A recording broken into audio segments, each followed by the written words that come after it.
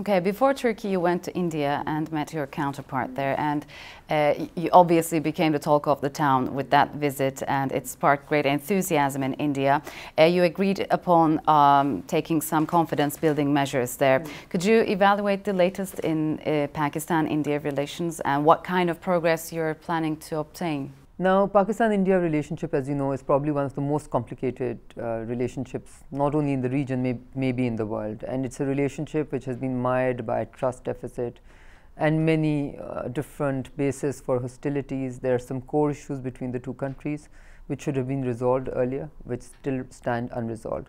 Now, if you do an analysis of the history of these two countries, or the historical relationship that these two countries have had, you find that the one thing which has come in the way of any serious dialogue to happen, which eventually leads to resolution of the long-standing disputes that we have between the two countries, is the fact that every time the dialogue process has gained some momentum, it has been broken down. The momentum has been broken down because the dialogue process has been interrupted. So what the message that we took was that we wanted the dialogue process to be uninterrupted and uninterruptible, and we wanted to be able to create a conducive environment in which both the countries would have to play a role. We lack trust of the Indians lack trust of Pakistan. We need to build that trust, we need to build that confidence, we need to build a conducive environment so both the countries can trust each other to be able to then finally reach a point where the long-standing disputes between the two countries can eventually be resolved. Do you believe that India has goodwill in that and sincere? I would really like to look at the glass as half full rather than as half empty, and I'm an optimist, and I have no reason to believe after my visit by which I mean that in my interaction with the leadership of India, with Prime Minister Manmohan Singh, with Foreign Minister Krishna, with the opposition leader Ms. Sushma Sen, with their bureaucracy, with Mr. Advani from the BJP, I have no reason to believe that they don't mean what they say. And what they say is that they want to have a good, neighborly, strong relationship with Pakistan, and they want to resolve all disputes so that we are able to coexist as peaceful neighbors who respect each other, who are able to live with each other's reality. I think that both the countries have to show a lot of commitment to ensure that that does happen, that this process, like many years before and many times before, is not interrupted in any way. Okay. On 14th of August, you'll be celebrating your independence. Since Pakistan declared its independence, it has gone through and still going through some difficult times. How do you see your country's future? I think Pakistan is a country which has such immense potential. It is a country, however, whose importance or whose strength today is almost become its weakness, because we like to believe that a strategic location, literally between South Asia and Central Asia, and in some ways the heart of Asia, the new Asia, is something which has bogged us down for many, many years. The situation in Afghanistan has bogged us down for many, many years, and primarily that is in some ways the reason why Pakistan has gone through the difficult phase of the last 10 years. Therefore, we have a stake in Afghanistan's future. We have a stake in peace and stability in Afghanistan, because until there is peace and stability in Afghanistan, Pakistan cannot really be able to enjoy its full potential, be able to leverage its full potential. So the way I'm looking at it is that if we get it right in Afghanistan, and if all the stakeholders in Afghanistan are really serious about it being an Afghan-led and Afghan-owned solution to the Afghan problem, whatever it may be, military, economic, social, political even, because the question of the constitution, the question of their agreement with the US, arrangement with other Western countries, any of these questions, it is important that we are able to really let Afghanistan enjoy its sovereignty, enjoy its independence, let the government over there make the decisions, and then the entire region, all its important neighbors, the further out neighbors, the world at large, the important players within the world, are all able to then push and stand behind rather than ahead of Afghanistan. Well, stability seems unattainable at the moment in Afghanistan, and we know the role of the United States, although it's going to pull out its soldiers and leave Afghanistan to Afghan people. What is your view? Do you believe Afghanistan will be safer and more stable when the Americans just pull out? You see, I don't think anyone can give you a judgment call, because sitting where we are, a lot of it will depend on how and what is done. Because if any type of engagement or disengagement has to be based on ground realities. So Pakistan's claim only is that whatever happens in Afghanistan, whatever we do, for instance, in the regional conference in Istanbul to be held in a few months, but only in 2 months, must be based on the ground realities of Afghanistan, and that sovereignty and territorial integrity of Afghanistan must be respected by all the major players. I think if these two principles are upheld, and if Afghanistan is given a real choice, on the development side, I think Afghanistan was not helped the way it should have ideally been helped. I know that Pakistan, despite being a country which is never, doling out to other countries because we have a difficult fiscal situation. In the case of Afghanistan, we have more than $350 million worth of investment in their development that we are undergoing as we speak. So I think it will take a lot of commitment from all its neighbors to really treat Afghanistan like a sovereign country, to be able to respect their sovereignty and to be able to assist them. But the decisions have to be made in the Afghan parliament, in the Afghan government, and not in any other capital in the world. You've mentioned sovereignty a lot. Your president, Mr. Zardari, also mentioned sovereignty when U.S. drone attacks occur on Pakistani territory, and still the Americans go ahead with these operations, especially in North Waziristan. What would you say on that? Pakistan's position on that is extremely clear. It is very stated. We feel that the drone attacks are counterproductive. Beyond being counterproductive, we feel that they expand the space for the people that we are fighting, that our army is fighting, our police is fighting, our soldiers are fighting, our people are fighting. You see, it is appalling that the sacrifices that the average Pakistani gives on a daily basis for what is happening on its borders and for many other things that many other players are involved in are never really make it to the headlines. And what makes the headlines is how Pakistan is not doing enough. So Pakistan is a country which has to do it for itself before it has to do for anyone else. If that is really understood, if that is really internalized, I think we can find better mechanisms to be able to work together, to be able to fight this menace. And it is important, it is crucial in my view, that we have a mindset change and decide to look for options that bind us, that make us come on the same page, that make us have the same ways and means of going about what are common strategic objectives. And I want to really clarify that. I am convinced that the US and Pakistan in the region have common stated objectives. We have common objectives because we both want to be able to fight this menace. We want to be able to fight this menace effectively. We want to be able to fight this menace in a way where it doesn't have a chance of reappearing, because we are the ones who suffer. We are the ones who suffer, who have been suffering for the last few decades.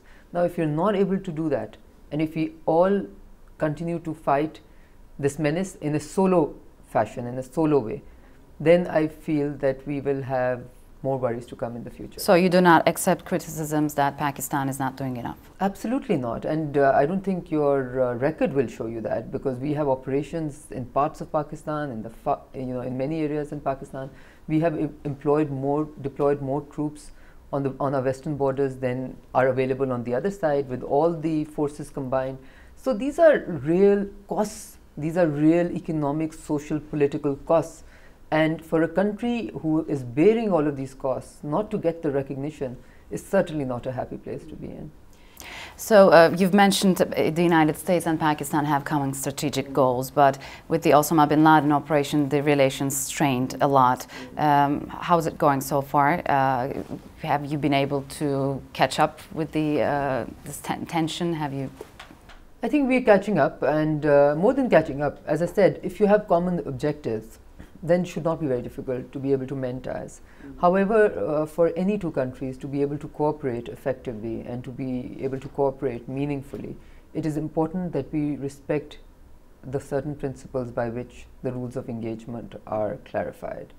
And that is something which Pakistan, both as government and the people of Pakistan, and there is no effort, no activity which, if it is not supported by the people of that country, cannot succeed. It just cannot succeed. And these are the democratic values that the West proposes to the East, right? So we would like these democratic values to be appreciated even in the context of Pakistan. So if the Pakistani parliament speaks on the drone attacks or anything else, we want that respect to be given to our parliament, to its resolution, to the direction that it has shown. And we feel that if we keep on ignoring that, then we will obviously not be able to help the situation. However, as far as our relationship with the US is concerned, I think we are trying to get back on the right track. We are working extensively. There is realization in both the governments, and I mean it. I met Secretary Clinton recently in Bali, and there's realization on both sides that we have to work together rather than work separately, because we don't each achieve our objectives any better if we are not able to work together. So we feel that with this realization, there are certain operational issues, because all of these are operational issues. These are the how-tos of the big question of what to do. The big question on what to, we have complete understanding and unanimity of opinion, convergence. But on the how-tos, we have a complete difference of opinion, which has been exposed.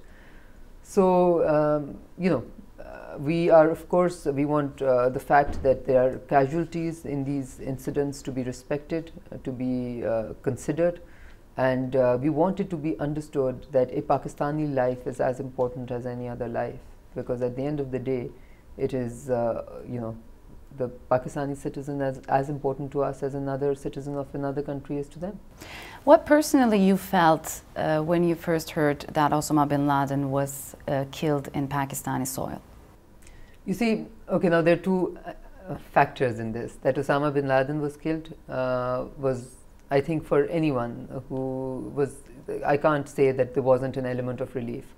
That he was killed on Pakistani soil, and when we first heard there was, very little, is obviously the how-to of that again. If it was a joint operation, if it was an operation in which the Pakistani government had been involved, we would have felt as happy as anybody else. But the fact that some red lines were crossed is not something which can be ignored in a relationship which is based on two sovereigns.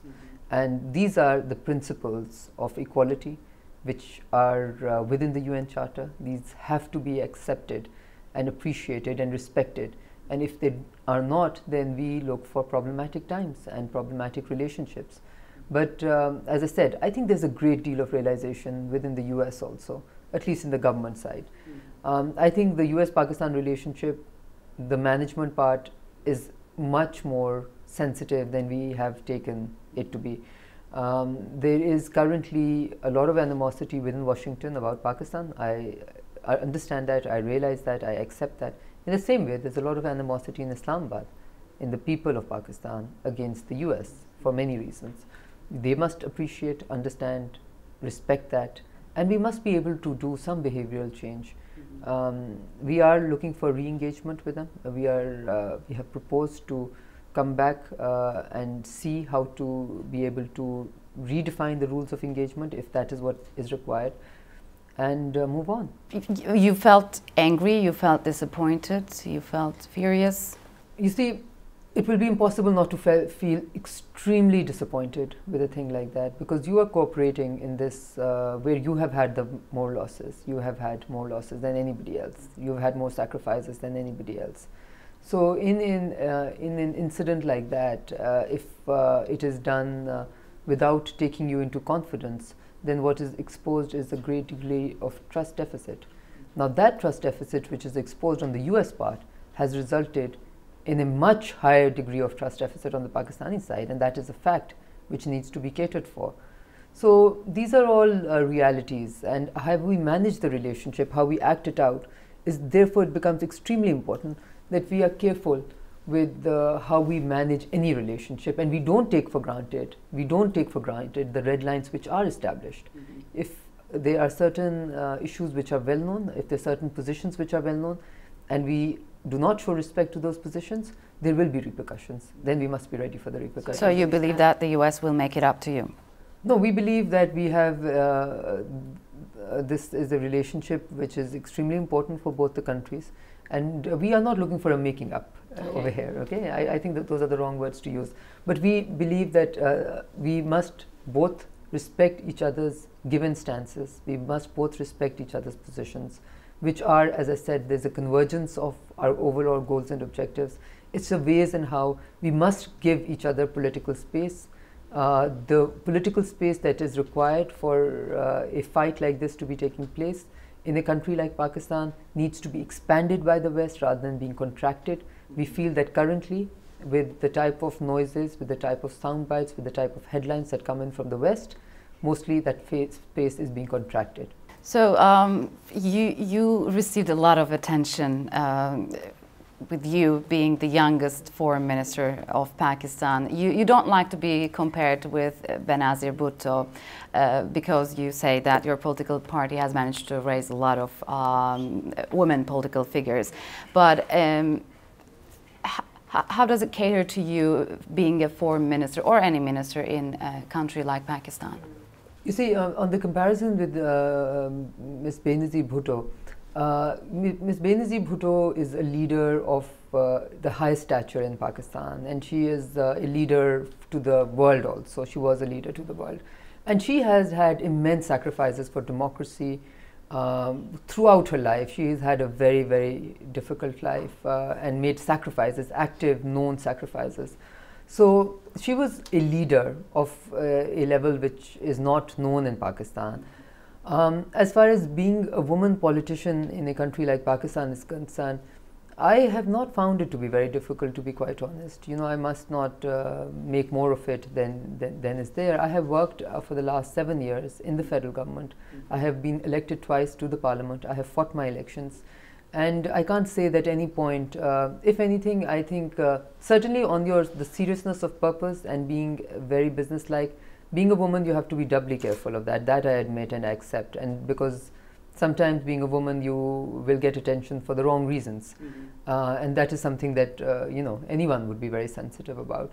But beyond that, I think it's not, you have to just develop a reputation for yourself. That goes for a man and a woman in a workplace. That goes for any workplace. That is as true for politics. Once you develop a reputation for yourself, I think people take you seriously. Are you concerned about your own safety? Because we know that there are certain radicals which are totally against you. Totally against me? No, I think anyone who's working in the government of Pakistan would have this as a side concern or something which is always part of your active memory. But beyond that, you know, there's certain measures that you can take, and the rest, as Muslims, I think we all believe very strongly that God is there to assist you, to guide you, to protect you, and our day is written. So we make the best of whatever opportunity God gives you in whatever way you possibly can. In Pakistan, honor killings are also widespread, and as a woman minister, of course you're dealing with the foreign issues, but are you planning to take some initiatives to prevent it? How do you see Pakistani women, and how are you planning to support them, earn them into the social life and be part of it? You know, in Pakistan there are many initiatives which are there in some ways to be able to get women out of what can be called the current state of affairs. And let me name what I think is the most effective, because if issues, you know, such as my appointment as foreign minister, the appointment of the Speaker of the National Assembly, these are all visible. They make a difference in terms of what people think, what people see, what people think is possible for them, women, in rural areas, in urban areas. But the real problem, where does the real problem lies? The real problem lies in the lower and middle and the lowest echelons of Pakistani society. And within that, this government was able to start a program which we call the Benazir Income Support Program. So it is named after Mohtarama Benazir Bhutto. And that program looks at through a very transparent system as to who are the poorest of the poor in the country, region by region, district by district. And then it gives the assistance, the monthly assistance of 1,000 rupees to the woman of the family. Now that is economic empowerment. And to me, nothing does more than economic empowerment. That is the first thing that leads to then social empowerment and then political empowerment. We also have a system by which women are supposed to be taken into the civil bureaucracy. A 10% quota is reserved for them. That is something that this government did.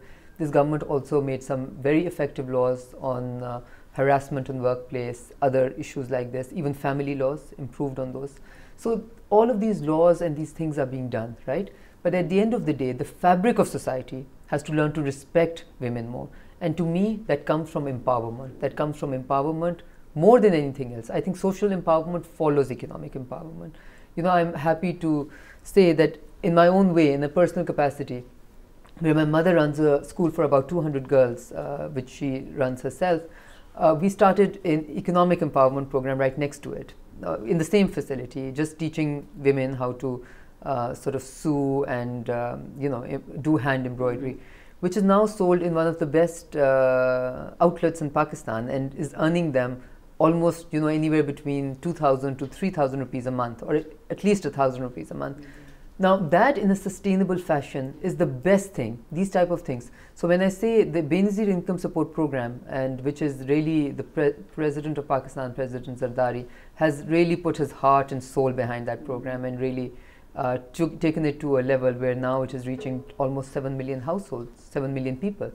So this is the real stuff. This is what really changes lives, and it has to be done incrementally. It cannot be done in a revolutionary fashion because your society has to change. Your society has to grow to respect, to understand the importance of women. But while doing all of these good stuff, let's say, you'll probably face criticism and opposition from that. Do you feel strong enough to brave all these opposition and threats, maybe? I think as far as the women issues is concerned, the Pakistan People's Party itself is very gung-ho on it. I told you President Zardari has many, whatever new idea he has in terms of empowerment, economic empowerment, he always has a women focus to it. Prime Minister Gilani has really spearheaded many laws which are to empower women also. Then you have a huge, you have a caucus of women in Pakistan People's Party itself and some other allied parties, the ANP for instance, who feel very strongly about these issues. So it is not my cause at all. It is the cause of the party, and it is something that the party takes very strongly, which I as a party member of course support. But these are all collective things that you do. These are collective visions which emerge and then realization of that. And I feel strong enough that mashallah, we have done well in this direction, and hopefully the results will show as we go forward. As far as the personal bravery is concerned, I like to look at things very simply. God gives you opportunities, opportunities come your way. Till you have them, you try and make the best of them. You don't get completely entranced by positions, don't become over ambitious in any way. You should take whatever is in your plate very, very seriously to try and work in the best of your ability, even beyond your ability, because I think it is possible for anyone to work beyond your ability. And just limit it to that and let the worrying be handled by God, and just go ahead and do your work. Okay. Yeah. Thank you very much for your time. Thank you.